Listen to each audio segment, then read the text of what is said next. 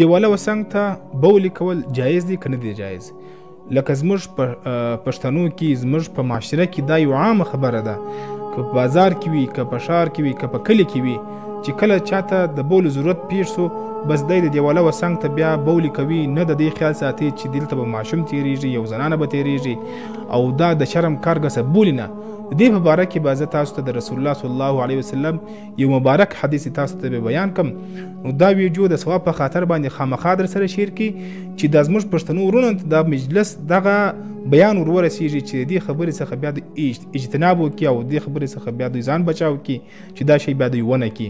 نو دې خاطر باندې دا ویډیو د سره شیر کی ضرور. د رسول الله صلی الله علیه وسلم مبارک حدیث دی چې تاسو دوه کاره د لعنت والا کارونه دي هغه مه کوئ.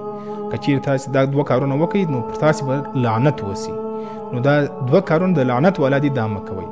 یو هغه کار چې د سایه‌دار درختې لاندې بولې تاسو مه کوئ. هغه درخته چې هغه سایه لري، یعنی مطلب هر درخته تر سایه‌دار درختې لاندې تاسو هیڅ کله بولې مه کوئ. او د هغه رقم د په لاره کې بولې مه کوئ.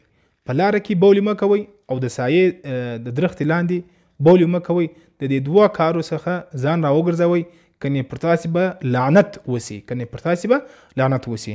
نو چې کم څوک په لارو، په کوڅو کې، په ښار کې د دیواله و څنګ ته بولې کوي نو دا کس لعنتي دی. ځکه څوک فرمایي؟ رسول الله فرمایي. او کم کس چې د سایې د درختې لاندې بولې کوي همدا کس هم لعنتي دی. دا کار څخه